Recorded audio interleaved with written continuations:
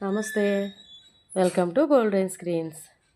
ఈరోజైతే నేను మీకు ఒక కథ చెప్పదలుచుకున్నాను. ఆ కథ సారాంశం ఏమిటి అంటే, ప్రకృతికి విరుద్ధంగా ఎవరూ ప్రయత్నించకూడదు. ఇక కథలోకి వెళ్దామా? ఒక ఊర్లో ఒక చెరువు ఉంది. ఆ చెరువులో ఒక చేప పిల్ల ఉండేదిట. ఆ చేప పిల్లకి ఒక సీతాకోకచిలుకతో స్నేహం ఏర్పడింది. ఈ సీతాకోకచిలుక ఆ చెరువుపై ఉండే గాలిలో తిరుగుతూ ఉండేదిట. సీతాకోకచిలుక బయట అంతా తిరిగి వచ్చి బయట ప్రపంచంలో ఉన్న వింతలు, విశేషాలు, గొప్పతనాలు అన్నీ కూడా చేప పిల్లకి వివరించేదట. ఈ చేప పిల్ల నీటిలో ఉన్న అద్భుతాలని వివరించి చెప్తూ ఉండేదట. అలాగే చాలా కాలం వాటి స్నేహం కొనసాగింది. అప్పుడు ఏమనిపించిందట ఈ చేప పిల్లకి, అబ్బా, సీతాకోకచిలుక ఎంత హాయిగా గాలిలో తిరుగుతోంది, నేను కూడా అలాగే ప్రపంచాన్ని చుట్టుముట్టి వస్తే ఎంత బాగుంటుందో కదా అనుకుందిట.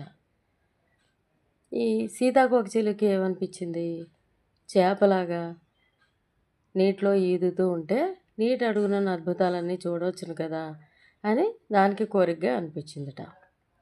ఈ రెండు వాటి కోరికలు ఒకదానికొకటి చెప్పుకొని ఏం చేశాయంట, రెండూ కలిసి ప్రకృతి దేవత కోసం తపస్సు చేశాయట. ప్రకృతి మాత ప్రత్యక్షమైందిట. వాటి కోరికల గురించి చెప్పేట. చెప్తే ప్రకృతి మాత అందిట, మీ కోరికలు ప్రకృతికి విరుద్ధాలు, నేను అటువంటి వరం ఇస్తే అది మీకే నష్టము అందట. ఈ మాట విన్న తర్వాత చేప పిల్లకి సీతాకోకచిలకి కోపం వచ్చి ఏమన్నాయట, మా కోరికలు తీర్చే శక్తి లేదు నీకు, అందుకే నువ్వు మాకు ఇలా చెప్తున్నావు అని నిందించేట. సరేలే, అయితే వీటి కోరికలు తీర్చితే అది భావితరాలకు కూడా ఒక గుణపాఠం అవుతుంది అని చెప్పేసి ఈ ప్రకృతి మాత ఏం చేసిందిట, సరే మీ ఇష్టం వచ్చినట్లు చేయండి అని అందట. చేపకి రెక్కలు వచ్చేసాయట. సీతాకోకచిలుకకి రెక్కలు ఊడిపోయాయట.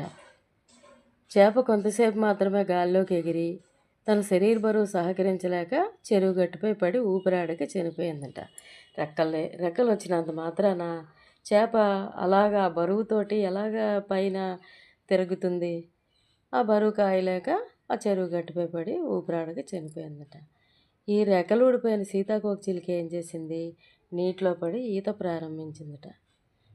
ప్రారంభిస్తే నీటిలో మునిగి కొద్ది క్షణాలకే చనిపోయిందట.